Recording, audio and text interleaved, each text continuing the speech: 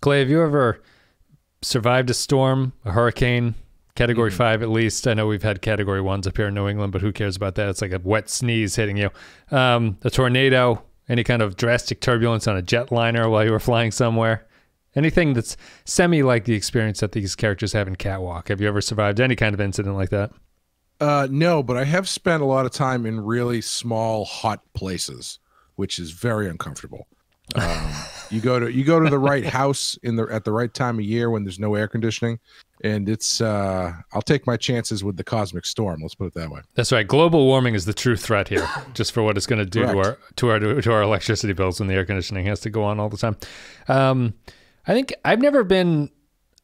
like hurricanes that have hit New England have been the extent of it, which is not anything by the time they get up here. There's damage, obviously, and people die, but it's not like it's one's hitting Florida or anything like that. Amy was, when she was younger, her parents have a house out in Western Mass, and it's on a lake, and they got a small tornado went over their property, like knocked down a whole bunch of trees and everything, and apparently went like basically over their house. And she saw it when it was coming, and they sort of ran into the center of the house, and they did the stand in the doorway trick that apparently causes you to survive. And it went over, knocked over all the trees on the property, and the trees that like cut a path up the hill through the trees, and it knocked over everything. But that's pretty much the extent of it. I've never been in anything drastic. I can say the closest experience I have to that is a handful of years ago. I guess it must have been 2013. When the Red Sox were in the World Series, and they were playing the World Series game at Fenway, and we were watching the game delayed, so we had taped the game. And we had just finished making dinner, so we were going to sit down to eat. And as we were sitting down, the loudest noise I've ever heard just came crashing over the house. It sounded like a rocket, like 5 rocket ships just blasting. I thought it was so loud. My girlfriend got up with food in hand and ran into the other room to stand in a doorway. And it was so loud. It was over quickly, and we had no idea what the hell was going on. And then we played the baseball game. And when they were doing the national anthem and the Blue Angels flew over Fenway, then we figured out what it was, and we both felt very silly. For some reason, I was picturing you watching it like days later and putting not like on a slight delay, but after a couple days, just wondering for days what that noise was. Yeah, it was like 10 minutes later, so it was quite an experience for a very short period of time. I never experienced dramatic air turbulence either. I've experienced turbulence on the air, and I hate it, but I've never experienced like those videos of like the stewardess hitting the ceiling when the plane drops or something. I think my father was in one that did that. My father was in one where they're like everyone had to like sit down and like kiss their ass goodbye while they were driving through this storm. The pilot's warning you about it, but I've never had that either. So I don't know about you. I don't really have a problem flying. Usually if it's been a long time since I've flown, the first takeoff is a little bit iffy for me.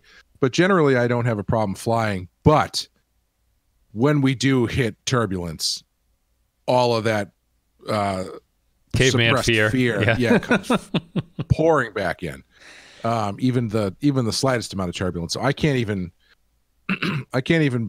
begin to think what it must be like to sit through one like that, where it's like dropping 10 or 20 feet at a time as it's going around. I know it's not fun. Because the plane feels like a train or a bus when it's not shaking, but when it shakes, you realize what exactly is going on physically with you. You don't get the feeling like you're going down a roller coaster on a train generally. Right. Yeah. No, I hate it. So you do you find the takeoff or the landing more stressful? Takeoff usually. Because you're only going up. You're only going higher. Yeah, that's when I feel like you've got the most chance. If you're landing, if it doesn't go exactly smoothly, there's a good chance you're probably going to be fine. But if your engines go out in that first 20, 25, 30 seconds, you're kind of fucked. So, yeah, I always get nervous about the incredible gain in speed needed to take off. That always makes me feel like really scared. It's like this thing is just barreling the ass down. Anyway. laughing in the face of God. Our next podcast, man-made disasters through aviation, will be our next podcast. We'll talk about the Catwalk now. So we'll take a break. I'll play a clip from the episode. We'll come back and we will break it down. We're very relieved to see you. I'm Relis Tagrim. This is my crew. Captain Archer of the starship Enterprise. Something we can do for you? Considering the circumstances, we would like permission to come aboard as soon as possible. What circumstances? The neutronic wavefront. It's almost here. Nothing on sensors. You should detect the storm in a few minutes. It's traveling at high warp. Once we're aboard, I suggest that you go to warp 7 immediately. Our top speed is warp 5. The Catwalk is the 12th episode of the second season of Star Trek Enterprise. It came out on December 18th, 2002. Written by Mike Sussman and Phyllis Strong. Directed by Mike Vehar. The in-universe date is September 18th, 2152. In this episode, when a deadly neutronic storm threatens the ship, the crew must take refuge for 8 days inside the maintenance shafts of the warp nacelles. And we ride Enterprise hard occasionally. I think that we're critical of the show. Wet. We're critical of the show, but we have sort of a set reason why we have problems with it, the things that it tends to do over and over again. One thing maybe that's more something that should be praised every once in a while after, at this point, having not watched Voyager, but after like 650 episodes of Star Trek, is you kind of have to reward them that they can occasionally come up with an idea that they've never done on Star Trek before. And that's this one, I think. So I do like this episode as an original idea that it's one of those, it's like they've never done this before, really. Like this seems like something that's designed for Star Trek in a way, to like weather a storm, shut down everything, and just kind of float around in space for a little bit until the storm passes. I'm pretty sure they've never done anything like this, unless Voyager has done 20 of these episodes. But I did like it for that reason. And I think it's actually it's a fairly good episode of Enterprise, all things considered. But I did want to praise it for having an idea that I've never considered before. Yeah. I have one big question. Does Reed tell a story about shitting his pants during training? I think he vomits, but he leads it. He leads it with a very a face that looks like he's about to shit his pants, and he's recalling times that he did shit his pants. And then Phlox says gastrointestinal distress, and anytime I hear that, I immediately think poop. Yep. Because it's a euphemism. No one has a problem with vomit. It's like, oh, you had a little vomiting. It's like, I did. That was bad. Seasick, whatever, blah, blah, blah. But if you're like dancing around it, it means you've already started pooping your pants.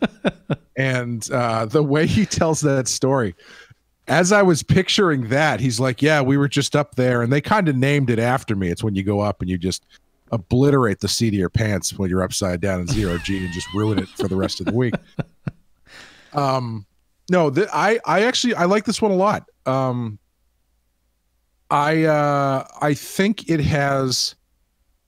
I wish they did more episodes like this, or I should say, this is an episode. It's a good example of what they can do with this concept for the show, where you take sort of a traditional land-bound idea and put it into a Star Trek situation, like you're saying, it is like they're weathering a storm. That's literally what they're doing. Yeah. It's like if they were on a ship in the ocean and they had to hunker down and shut everything off and just hope they get through the storm. Just a cabin in the woods during a blizzard or something. Sure. It's like, it's really just, That being said, I wish they did more with it. I think it still has some of the flaws that we talk about on the show, where it essentially evolves into a action scene at the end, and has the most...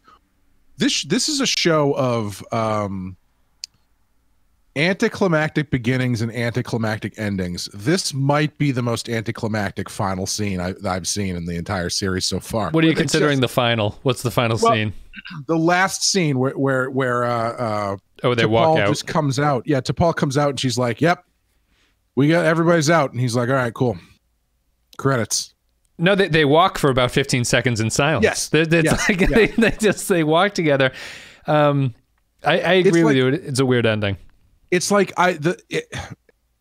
the show has moments of greatness where it does do something new, or it kind of really leans into the concept, but it also just has this feeling of laziness to it in some spots where it's like, I guess this is good enough for an ending.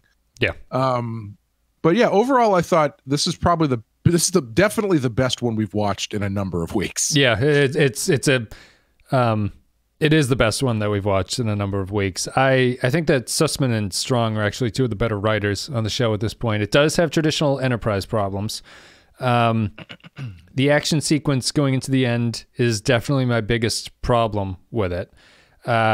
It's very much it's an excellent Enterprise concept because they can't outrun the storm, which would not be a problem for anything else, but they are stuck in having to go through it. The Enterprise tropes continue, like Ed said, of these sort of weird endings and stuff, but this is another Archer episode where he just trusts people that he runs into, like without, these three hooligan-looking guys come up and they're like, you run into a van full of dads, space dads, and he's just seeing one of himself among them, He's got a little bit better hair than they do, but he trusts them immediately, and it's kind of an unintentionally funny cold open where they're like, we're going to get on your ship, you go to warp 7 immediately. He goes, our ship can go to warp 5, and then they just got to black. And we'll take the next one. I was wondering, why do these guys even get on the ship? They're getting on to try to avoid detection, obviously, but it's set up strangely. We're like, why wouldn't they just go off on their own? Why are they on the Enterprise? But I did like what I liked about this, and that they kind of hint at it until they change things. But there was great potential in this episode to be a character study of the Enterprise crew, where there's the first 20 minutes are really good. They have Archer strolling around being the good guy captain who's talking to everybody. He's like, keep your chin up, Hoshi. All right, Trip. All right, Reed. What's going on here? It's got the close quarters are wearing on people, so they start to have disagreements with each other, which would be fun. And T'Pol has a thing where Archer's like, hey, T'Pol, you should go fraternize and get to know people. And she's like, ooh, that'll be awkward, and that'll lead to a lot of weird scenes that I have to get through. And then they don't do anything with the T'Pol thing until the very end. And the ending is weird because it makes you feel that should be the sequence where T'Pol and Archer walk together and they both realize what T'Pol has learned through the course of this episode. That's why you have that sequence at the end. But they drop it, and it's by far the scene that I was most looking forward to is T'Pol trying to ingratiate herself into the crew and making things awkward. And they cut it all out for an action sequence, and they only insert it at the end where she understands the plot of a Western, and it blows their mind. And they're like, T'Pol, you should hang out with us. You're a cool chick. I'm sorry, I just understand the base concepts of good characters and evil characters better than you futuristic humans in the 22nd century. It was so disappointing. I was hoping for T'Pol to do something, and it's really just cut out because they have 10 minutes of that action sequence where the aliens take over the ship. Another militia group. Yeah, militaristic alien group. Militaristic alien shows up. I liked this group, though. Yeah, I didn't hate that stuff. I thought they were good actors. I thought they all behaved like military commandos. Like it wasn't like it was Dean Stockwell dressed up in military fatigues, like trying to convince me that he's something impressive. This guy actually had some gravitas behind what he was telling people to do. Yeah, and you couldn't. I think there was a believable level of gray area to what they were doing as well, where it's like, as far as they knew, the ship was empty. Yep. And what they heard from my three dads could have been lies. Who knows? Yep. He took it face value from those guys, though. A few used car salesmen. Yeah. But yeah, it's tough because I do think that there could have been a much more interesting episode if it had been just the crew on the catwalk and how the tensions there start rising and how they take that out, whether rightly or not, on these three that they pulled in just off the street, basically, as they're cooking weird food and stuff. And do they start accusing them of stuff? There's like 5 great Twilight Zone episodes that play with that stuff really well, where it's, you know, 3 people who know each other and 1 new person stuck in a really tense situation, and how quickly do they turn into the new person, that kind of thing. Yeah. I liked Archer and Tripp's conversation about, felt a very Enterprise conversation where Trip is annoyed by them, and Archer's like, well, they did save our lives. Like, they might be annoying as fuck, but we have to deal with them. It felt like a proto Star Trek kind of conversation about what, like, the Trip realizes what he's supposed to be doing out there, but he's having a hard time wrapping his head around how he's supposed to accept all new cultures and things like that because they annoy him on some level. Yeah, yeah. Which I know people who work with certain people of other cultures who are not, I would not call them racist, but they're definitely like, no, that's just what all British people do, is they're all the same. They all do that, and I hate them. It's like, oh, jeez. When it comes to this specific situation, they're all exactly alike, and I just don't have any time for it. That's right. Stereotypes become true because enough people do them, I suppose. Right? That's how it works. If you say a stereotype that no one understands, it means it's not a trait of that culture. Yes. But yeah, I didn't mind. I thought it was cool, like the way they introduced the militia group. I thought was really neat, where it's like where you kind of think at the beginning that the 3 Baldies there are in cahoots, maybe because they've convinced the entire crew to go hang out in the nacelles, which I didn't know had sleeping quarters built into it, but that's cool.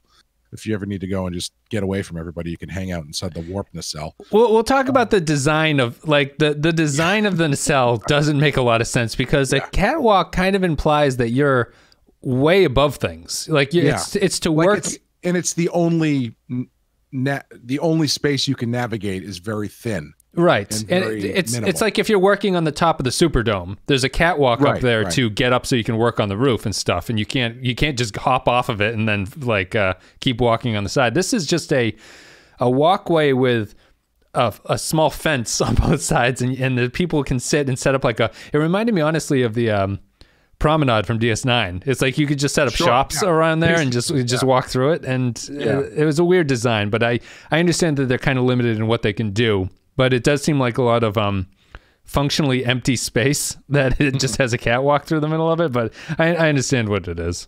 Yeah, because you would think, like, realistically, the warp nacelle interior would be like a Jeffries tube at most. Yeah. You know, you don't think there's a lot of wasted space inside of that thing. Right. But whatever. But the way they arrive, where it seems like, oh, maybe the 3 guys have drawn them all into the nacelle, and then after they've been there for a few days, they realize there's other people who have docked onto the ship and are rummaging around. That's really cool. I like that a lot. Yeah. But yeah, just turning it into militia guys who are trying to hunt down these other guys, and then it turns into a phaser battle. Unfortunately, although it is one of the better, I like this one more than I've liked some of the other ones. Action sequence wise, you mean? Yeah, I thought it looked cooler because, you know, he's got the suit on and everything's kind of hazy and stuff, and the lights are all off. Yeah, I thought it looked pretty cool, but yeah, I think overall I would have preferred they go a different way with it, but that's not to say I didn't like it. Yeah, it's another action sequence that's kind of it's just not really super well constructed to be interesting. Like, T'Pol and that other guy are working on some technobabble solution to fix something, and Archer has to go out there and you know, delay them and then get in a firefight with them. My favorite scene, by the way, is towards the end when everybody comes back except Archer, and they're getting closer to that, you know, Eddie, I think it is, or whatever they call it. Plasma Eddie. And Mayweather's like, I can't fly any closer, and T'Pol's like, you fly directly into this thing right now, or it will be your job and your life. And then all of a sudden it's like, boop, boop. Yeah, hey, you don't got to do that anymore. We're all set here. You can just bounce. When T'Pol tells him to just fly directly into that thing, Mayweather should have just turned to Reed and been like, I've never fraternized quite so much with T'Pol. It's been a wonderful couple hours. Yeah. But yeah, it turns into Crimson Tide for a second, where like they're waiting for the all clear to come about the nuclear defense. A very they might have I mean, I know they're trying to sell. They might have overdone it on the fake sweat aspect of spraying them down. Like, the guys are just It's very much like the airplane gag where he just starts sweating and it's just water pouring off of him. Well, I was thinking we had just watched Genesis, and I don't know where this GIF comes from, but I thought it might have been Genesis. But seeing Mayweather sweating made me think of it too. That GIF of like the guy at the comm desk who's just like shaking and like. Right. What is that from? It's from a first season episode or second season episode. I think it might be where Silence Has the Lease. I think it might be where it's from. The black guy you're talking about who goes like, yeah. I think that's from the second season, maybe, but it's certainly early. You had me on something. Archer. Oh, Archer's action sequence is why is he breathing and talking like he's been shot in that video talk to the guy? I was trying to figure that out, and I was it's like, no, you'll never take my ship. I was at first I thought maybe I had fallen asleep or something, but I didn't. But I think what it was is he was telling them that the whole crew was dead and he was the only person who was left. So I think maybe he's trying to be wrought with emotion at that point. I think he was just trying to make it seem like he was desperate. He had nothing left. Yeah, desperate, nothing left to lose. So he was just going to fly the ship and blow the ship up. I was under the assumption he was trying to like distract them by making them think he was injured or something. Like it was just a strange performance. Like unnecessary. It's like when you try to play a prank on someone and you have to have another person play a part and that person just way overacts it. Where it's like, I need you to go in and I need you to say, oh man, Clay broke his leg, and then he comes in and he's like, there was been an accident. Who has a car? We need to get Clay to the hospital. He's dead. He's dead. He's dead, and his leg is broken. That is what it is. It was just a weird. I feel that that's a trope Enterprise does as well, but I can't pin when they've done it before. But when I was watching it, I was like, they tend to do this quite frequently. That Archer will overreact to something or try to play it off, but. I don't know, or if he was trying to match the gravitas of that captain or something. Yeah, I was going to say that would have been a great little bit to have T'Pol ingratiate herself if she turned to like Mayweather and was like, "Don't you hate it how much he overacts in these situations?" It's not logical. Yeah, so you would agree that your downside to this was just not enough interpersonal stuff? I thought they were building it so well, and it almost felt like it was like a mandate.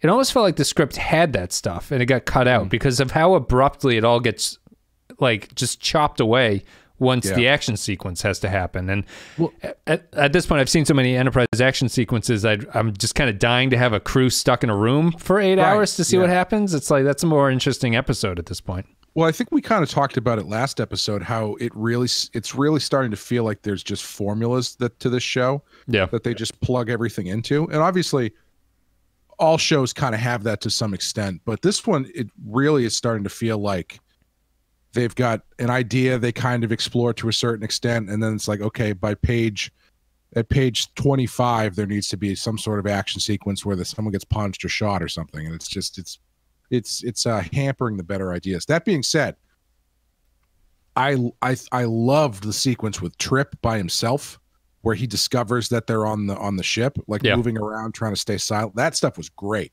I thought that was probably one of my favorite sequences on the show so far. Oh, interesting.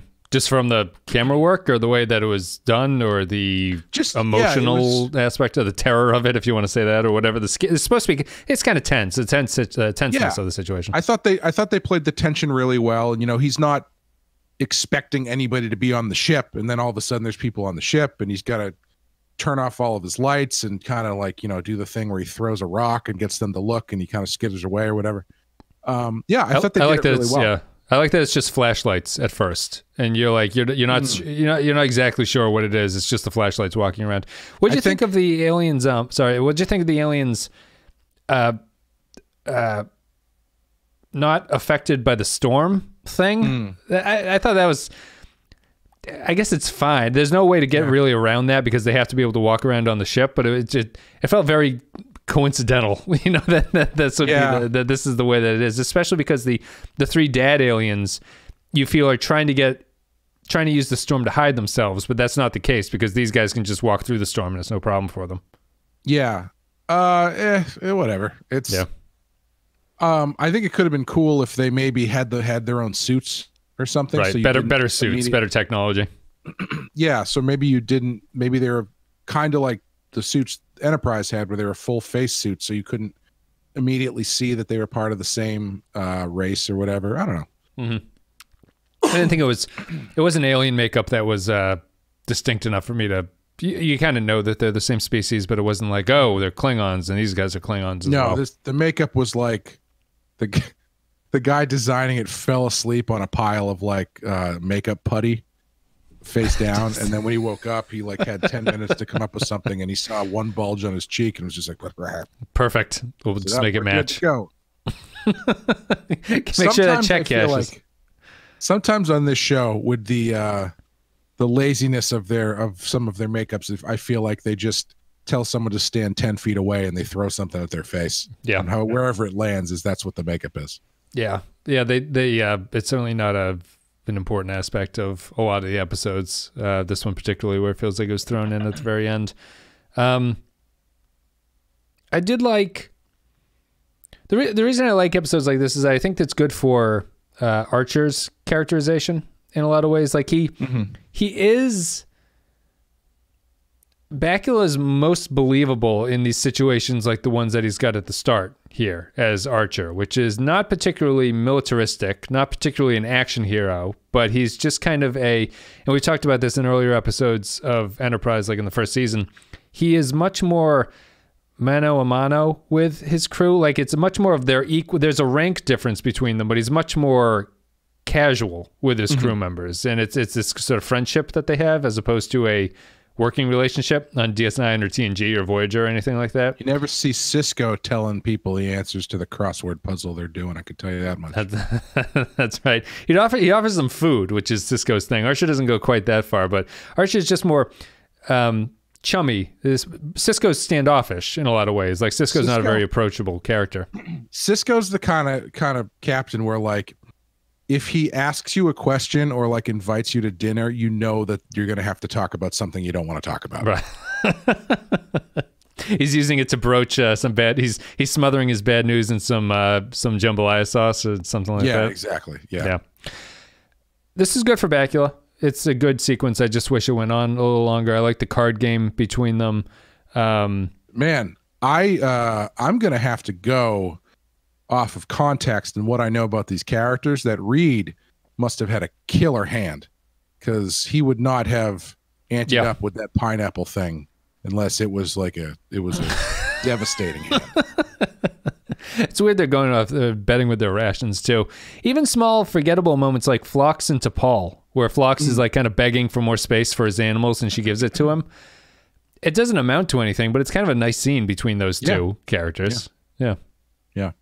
I think there was a lot of potential to do more of that stuff, and I'm bummed, especially because the T'Pol stuff is such a good lead in for those scenes too. Because I guess they do it with Archer. I guess you kind of have to flip a coin, because you end up having Archer as the lead into these scenes, but it's Archer just kind of like going around going like, "Hey, how's everybody doing? Doing good? He's giving the finger guns to people. Just yeah. Everybody got enough sunglasses? It's pretty bright out there." But instead, where you could have had T'Pol trying to take Archer's advice and ingratiate herself, so now you have T'Pol awkwardly trying to sidle into these situations. That would have been pretty fun, but they did what they did. And it almost feels like the ending is her finally getting a point of small talk right, where she points out what's going on in the movie. You know what I mean? Like it feels like it could have been a sequence of failed interactions between her and crew members until the very end. It's just this kind of light, charming revelation where she can follow the plot of the movie and no one else can. If they had been watching The Usual Suspects, right, then maybe that would have been like something that she was really welcomed in for, where she's like, no, actually, Kobayashi was this guy, and it's actually the thing on the cup. It's like, oh. Yeah. She predicts the ending before she solves it before the detective in the movie or something. Yes. What movie are they watching here? I didn't recognize I don't think. either owned by Paramount or yes, Paramount Western. Yeah, it's because I never thought of Westerns from the 50s as having incredibly complicated plots that starship engineers would be unable to follow what's going on in it. I still find this I feel like them watching a Western from the 50s is not as egregious feeling, but it's in the same realm as using the Beastie Boys. Yeah. In the Star Trek movie, where it's like, this is the equivalent of the R&R for the crew is everybody gets together and reads Gulliver's Travels. Yeah. Or something, or like, oh, it's the group book club where everybody on the ship reads Wuthering Heights at the same time. Where it's just, it's like, I don't know, it's not. I don't know if it's a random movie. They mention a famous sci-fi movie that I do know. Day of the Earth, so which feels more appropriate for them or something. They end up watching a Western. But yeah, I was upset with that T'Pol thing, and I felt like T'Pol deserved something better after, I don't know what you would think, but if Archer laid down next to me, turned on his little iPod and was like, oh yeah, oh fuck yeah. What? He's making those wet balls. He's just groaning while watching this, and T'Pol doesn't react to it, but he's just groaning watching this going, oh, nice. Do they not have headphones in the 22nd century? They just got hard copy photograph technology back, but they don't have headphones anymore. It was I like T'Pol's annoyed with his dog. Like he's like shaking the dog's head and the fur is flying everywhere. You can imagine T'Pol's just looking at him like, what the hell what's going on here? Yeah, I don't know. Is there anything else really to say about this one? It's a good concept. Chef shows up. Faceless chef. Yep. Yeah. Yep. Like Vera, is it Vera? Cliff's wife on I'm sorry, Norm's wife on Cheers. Oh, she's faceless or headless or something? Yeah, she never shows up. They talk about her all the time. Oh, sure, right. She shows up at Thanksgiving at Carla's house, but she immediately gets hit in the face with a pie, so you can't see what she looks like. Yeah, Reed got real salty with Chef. It's like pot roast again. So the other thing about this, poor Chef, I appreciate what the story that they're trying to tell. Reed, you've been here for like 3 days.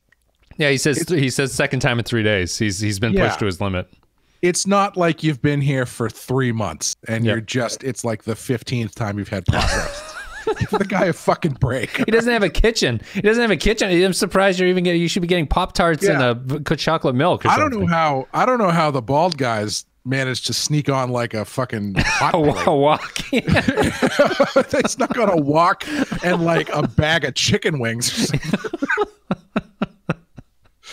Captain, we have to come aboard and defrost our chicken wings if you don't mind. Is that buffalo sauce? Not on a plasma vent or whatever it is. I know they were getting real solid. I mean, Reed should just be happy with what he's got. Yeah. Yeah, that was the one thing that was like, okay, I wish that they had just stretched the time out and just made it a more believable amount of time. Because like even when they talk about the movie, when they bring up the day the Earth stood still, Trip makes this face like he's like, oh, gee, not again. And they have this conversation where it's like, who's picking these movies? Blah blah blah blah blah. And it's like, okay, I got the impression that this was like the 5th time that they had watched it because in their rush to get in there, they only grabbed like 4 VHSs or something. Someone's black duffel bag did not have any DVDs in it when it was being passed through the tunnel. But, you know what I mean though? It's like they're doing this stuff as though they've all been quarantined together for 6 months, but it's only been like 5 days. Right. Yeah. No, that is strange about the because I think they say they only say. We did just watch an episode of TNG where the shuttlecraft traverses 2 light years in the span of a hard cut. So they started giving up on that thing. They're only there for 8 days, which is when could you imagine going on vacation with somebody and like to Aruba or something and being stuck? It's raining, so you're stuck in your hotel for 8 days, and like on day 3 the person you're on vacation with just loses their fucking mind and just starts like smashing stuff, and he's like, I'm not watching this goddamn movie again. Yeah. Take it easy. Take it easy. No, when I read the description and with the implication of what a catwalk is to my mind, I'd never seen this episode before. I thought they were all going to be Fashion stuck. show. I thought they were all going to be stuck in a shuttle pod-esque environment where they're like on top of each other for an extended period of time. Sure. You know what I mean? And this is a very spacious area. I like, they all have their own little quarters area that they can sit in. I agree. Granted, they are next to each other, dealing with each other, and there's apparently one toilet and no shower or something. But it would be, those are like, it's kind of like a, again, it's been 3 days. Like, watch Das Boat, and then then start complaining. Tell me how you feel about complaining about not showering after 3 days. It's like the equation for pressure or something. Like if you increase the heat or you increase the pressure, you increase the temperature. You can increase one of those two variables and the same thing, and like the temperature will increase.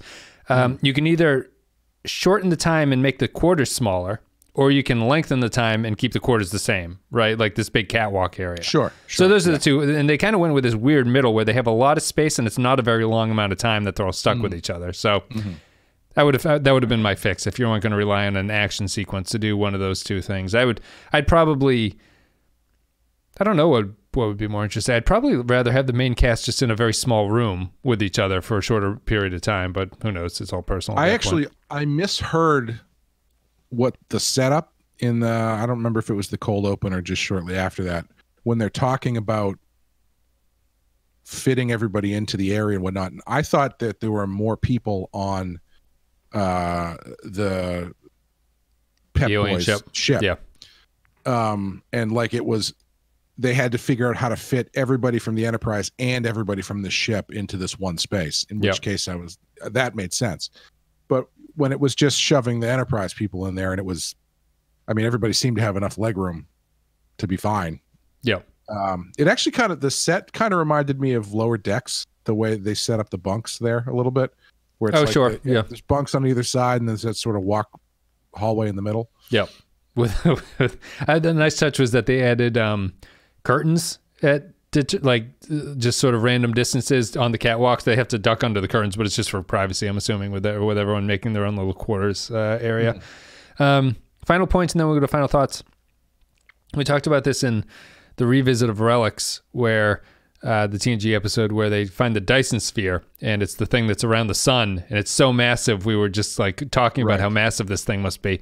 But when the Enterprise is orbiting it, it looks just like a planet. So there's a difficulty of portraying, like with any sense of scale, how big this thing is supposed to be. When Archer's looking at this light years long plasma storm that's coming at him, thing looks like it's 5 feet away from the ship. Yes. He's very calmly just staring into the eye of this thing that's about to obliterate his ship. And get a move on, Archer. You need to get back. Yeah, should just be a little line in the distance. When he was looking at it, and he's like, I didn't know it would be so beautiful. I was kind of hoping Paul would be like, dude, let's go. Yeah, we've got 15 minutes here. I thought for a second that maybe this storm was going to be Nexus related. Yeah, it does look like in the Nexus, and it sounds like something similar. Yeah, and the way they talk about it and stuff. And I thought, oh, are these three guys? Are they trying to like hitch a ride into the Nexus or something? Yeah, dressed vaguely Soren-esque, I suppose, in sort of like raggy trench coats. Yeah. Middle-aged men, just middle-aged space stoners, just trying to get that high back. The wok is the pan in which the squid burns. Oh. The one other thing I wanted to mention was I don't know if this has been a change into Paul, a general change, but I did notice that she I like the scene where she was talking to, when Archer comes in and he's like, by the way, I read the Vulcan archives about that storm you told me about. That ship you said was almost destroyed. The ship actually was completely destroyed. And she's all like, hands lost. That's weird.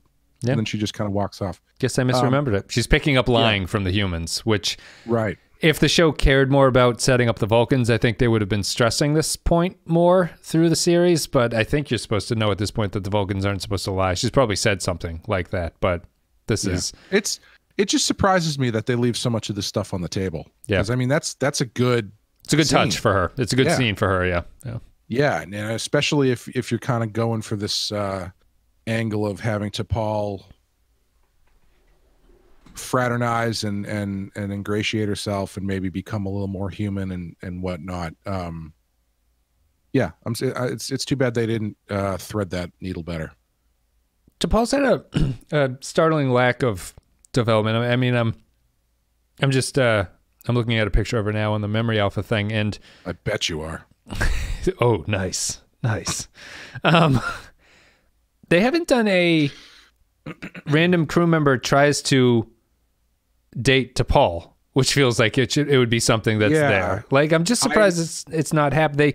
They have the main characters do it, but I feel like there's a T'Pol plot where Nebish Ensign, who's infatuated with her, comes up, and she her complete cold reaction, right? Yeah. Her complete cold reaction just causes him to like blow himself out of the airlock or something. You know, there's something like that, and I'm just surprised they've never done anything with that. Or like go the other way with it, where it's like her cold reaction just turns him on that much more. Right? Where he's like, oof, that's T'Pol. The way that she turns me down. I'm playing hard to get. One of these days, T'Pol, I'm gonna get you to have breadsticks with me. All I need is one day every 7 years, T'Pol. That's fine for me. I heard it was fine for you. I can wait. I'll wait for you. That's right. You live 5 times as long as me, but baby, it's worth it. Let's take a break. Oh, sorry. I was just gonna say, did you get the feeling that they were angling for like a Trip and T'Pol thing in this episode? They had a couple scenes. Did they have a scene together? I think they had one scene where they were kind of like giving each other eyes a little bit. I only think of the Western when he's like, "Hey, do you want to hang out sometime?" And she goes, Maybe that's what I'm thinking of. But yeah, I'm surprised that they haven't really done it with the crew members aside from that entire episode that was just about Archer wanting to bang T'Pol. Right. I don't know if I would count that. That's a little different. I'm looking for a more lighthearted sitcom take on this story. Yeah. Right. Not just I hope Archer's blue balls are are creating a black hole in space-time or something. I really hope that they do like the Enterprise equivalent of Barclay ends up dating T'Pol. Right. Just like it's like a running plot that they every now and then they touch on. It's just this like this super nerdy guy that you never see. Yeah. The Boimler of Enterprise is right.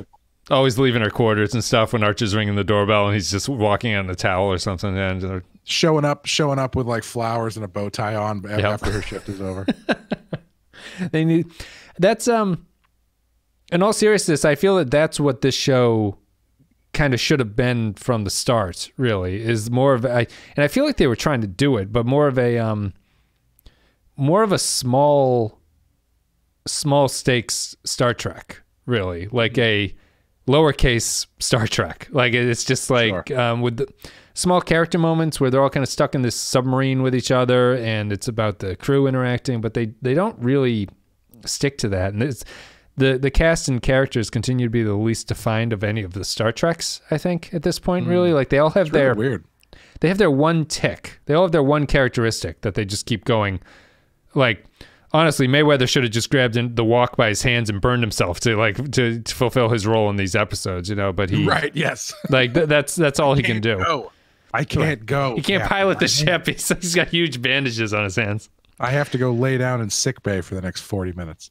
It's kind of the major disappointment I think about the show really is that lack of character stuff, and hopefully it picks up at some point because they just can't continue this way with, you know, when we sound this relieved about, I'm going to say this is a fairly middling episode of Star Trek. There's nothing wrong with it, but there's nothing really like revelatory outside of the kind of unique idea.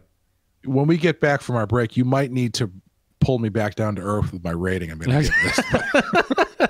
Let's take a break. We'll play a clip from the episode. We'll come back. We'll read some patron thoughts. Maybe they'll calm you down. There'll be the salve of cooling passion for you in terms of rating Star Trek. I don't think passion was the word I was going for. Let's take a break, play a clip, and we'll be back. We may outnumber them, but we only have 3 EV suits. I could take a security team and bring back more. I doubt you'd get very far. The launch bay's crawling with them. Even if we could get the suits, we only have 22 minutes in the radiation. Hard to believe we could retake the ship in that amount.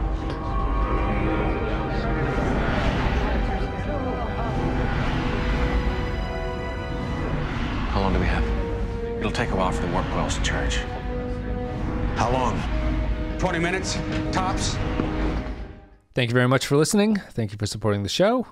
If you want to support the show, you can go to patreon.com/thepensky file. It's the best way to do it. A couple dollars a month, you get extra stuff. And if you sign up before, when is this going out? Tomorrow. So this is before Halloween. Last chance, last call for on the Star Trek show. Sign up for the $5 Patreon level by Halloween, and you get access to our revisit of Genesis, which Clay just mentioned offhand earlier. And we did The Platform, which is a horror sci-fi movie on Netflix currently. So you get exclusive access to those. If you sign up later, after Halloween, you're never going to get to see them. It's only people who are patrons on Halloween will get that access. So check that out, $5, patreon.com/thepensky file. And as always, a special thank you to our Captain Tier supporters: Christian Pouch, Tark Latif, Chris Tinsley, Mike Burnett, Sean, Cardinal Doomsday, Joint Mango, Matt Cutler, Ben Douglas, Kyle Barrett, Samuel Custer, Nick Sergey, Bradley Killens, Matt Ross, Rune Vandler, Nathan Ellick, Eric Johnson, Andrew Cherlog, Grim Santo, Poindexter G, Dwayne Hackett, Paul Roscoe, Jordan Cooper, Derek Zajac, Kevin Reyes, Vault 13 Hero, Stefan Minton, Nick the Rat, Darth Moss, HH28, Command Carrier 6, Jacob123, Mike Harris, Jake Keys Gamer, Patrick Seba, Captain Brazen, Kevin Lowry, Eric Santuan, Curry Martin, William Scheisler, Timothy Cooley, Zane Majors, and Soylent Blue. Thank you very much for joining and supporting the show. Much appreciated. We'll go to patron thoughts now. If you're a patron at the $5 and up level, you can leave your thoughts about upcoming episodes and we read them. Matt Ross says, the catwalk. On the catwalk, they sweat their tails on the catwalk. This is actually a fun little sci-fi countdown episode. The cramming of everyone into a narrow corridor, doing crossword puzzles, one toilet, seems realistic. The aliens freaking out that the Enterprise couldn't go to Warp 7, and the crew's panicked professionalism seemed also well conveyed. The aliens coming on board in the middle of the storm is more than a bit odd. It's a dangerous storm. What the hell are they doing there? Whatever. Time for that shower and to empty Porthos's pooper scooper bag. 3 space eddies out of 5. Next comment is, sorry, people use a lot of catwalks in this, so I'm going to be clicking to get through it. Vault 13 Hero says, I really enjoyed the premise of the episode, but the mystery of the alien refugees doesn't quite pay off. Seems like sensors should be able to detect everyone in the catwalk, but hey, magic plot device, I guess. 2 smelly alien campfire meals out of 5. 2, damn.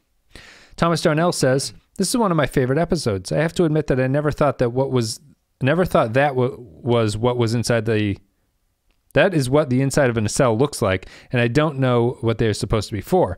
I'd always heard they were either antimatter fuel tank, boy is it late, or warp field generators, and neither seems to work with what we see here. But okay, I love the setup of the whole crew crammed into a small space for days on end. It's really cool. I think the plot was designed to keep you guessing, but I thought it would have made more sense to keep it to people in the catwalk and find other ways to generate drama, whether it was rising tensions or some sort of mechanical failure. Still, I give it a 5. Not perfect, but it really stands. All right, well, there you go, Clay. You got some backup. You didn't realize the inside of a nacelle looks like a summer camp cabin? That's right. Beautiful, beautiful area. Best real estate in town. There was nothing wrong with Thomas's comment here. I'm just like, my eyes are glazing over at this point. We don't record this late, Clay. It's a weird feeling. Well, 5. It's funny because I feel like my energy's higher than usual, and because we usually are on opposite schedules. Where right. Sometimes we record early in the morning. I'm like, honestly. Right. You're just waking up occasionally, and I'm ready for bed at this point. The trip was 5. I'm ready to go. Let's do 2 more. Let's do it. When you watch the episode in the morning, or when you record in the morning, which is or early, do you watch the episode that morning, or do you watch it the night before, or is it? Do you try? What time. Okay. It depends what time we record. If it's first thing or 11, it's you usually watch it the night before, I'm assuming. Yes. Yeah. I was just curious. I feel like the meta of me watching an episode, I've really come around. Like I have kind of like a perfect timing for when I can watch an episode and when my like peak thought process hits before I start forgetting things that happened in the episode. Sure. I can't go more than a day. Like I can do the night before, but if it's longer than that, I'm just really like, oh, I need to like watch the thing again. I can't remember anything that happened in it. Yeah, we on Rotten Horror Picture Show, we actually just had to re-record an episode because Amanda's computer crashed, and so we re-recorded it like a week after we had watched the movie, and neither of us rewatched it. So, towards the end of the thing, I'm like, yeah, so this movie, it's scary. It's got monsters, and it's the characters is what it's about. There's so many, and I felt like I personally felt like I was straining for stuff towards the end because I was like, what the fuck happens in this movie? Just a politician trying to like spin your wheels up on after being asked a question that you don't want to answer. You're just like, well, people are people. And well, the plot of this movie is something, but I think we should continue to talk about The Evil Dead, which is a movie I could tell you talk about all day, which is very similar to this movie in many ways. Let me elaborate. Yeah, and I'm not going to tell you what movie it was because I don't want people listening to that episode thinking we phoned it in, but you'll probably be able to tell. No, that's the reason we don't do why the Star Wars is ground to a halt, because we were supposed to do Solo. Yeah, fucking Solo. It just destroyed us. And I watched it, and then we were due to record, and it's all completely Dave's fault, but like Dave had a family obligation, which is totally cool. Of course, like he's got 3 kids, like stuff comes up, you can't do it. The reason it's its fault is that the movie is so bad, I will never rewatch Solo. So it's like, we can do a podcast where I've watched a movie 2 years ago and I can go, I vaguely remember it and I hated it, but I don't know if it'll be that successful. So that's the reason why. Catwalk, Nick the Rat says, every flock scene in Enterprise is entertaining. This episode is really skimping on the alien costumes, but the ship CG scenes were well done. I do wonder how Trip MacGyvered the John in a nacelle. Is he a real magician of an engineer, or maybe Starfleet's best? Oh, and that poor lettuce head gets blasted in the last phaser fight. Overall, it's a numbers countdown episode. Clay gives it a 2 out of 5. For an Enterprise episode, I give it a high 3. I think you went low on that bet. You think you know me, you son of a bitch? You think we... I should have an edge drop every time someone assumes something. Just like, do you think you know me? Latte Librarian says, seems like a good October episode since the call is coming from inside the house. On one hand, Malcolm acts like a dick. On the other hand, he's the only one acting a reasonable amount of stir crazy. If most of the episode was going to be about being stuck in a small space together, they could have played with it a bit more. 3 pineapple cobblers out of 5. Agreed. Point Extra G says, we get thrown in for a change of pace with a surprisingly solid episode. Bad guys try to steal the ship while the crew is gone has been done before, but they give us a very different version here. It's more of an ensemble piece instead of just Picard, John McClaning around the Enterprise. I really like the idea of evacuating to the catwalk and enjoyed seeing all the issues that surrounded that. A weird question. There were 2 nacelles, so was everyone crammed into the same one, or did they split everyone up between the 2 of them? Yeah, I was thinking the same thing. I was like, there's 2 of these. They could have a lot more space if they split up. But I don't know if they say this, but my assumption was they wouldn't be able to split whatever they're doing to make it habitable into across 2 of them. Oh, so they need the whole town of people there to make it functional. Yeah, something like that. I don't know. That makes sense. Yeah. I did forget to say whether everyone's in fucking loser nacelle B over there. Like everyone. And they get someone coming up over the loudspeaker and it's like, well, the cell B has a bomb and the cell A has a bomb, but you each have the other one's trigger. Who's going to be the first to blow it up? It's just T'Pol's would-be suiter with his flowers just standing over there lonesome. And his Heath Ledger Joker makeup, because that's what he would be into. He mentioned Picard, John McClaning. That was another way I thought they could have gone. I don't think I would have preferred it, but part of me was thinking, oh, is this going to be Trip in the suit going around doing whatever? But they did set up that he could only be out there for 22 minutes. So. Yeah.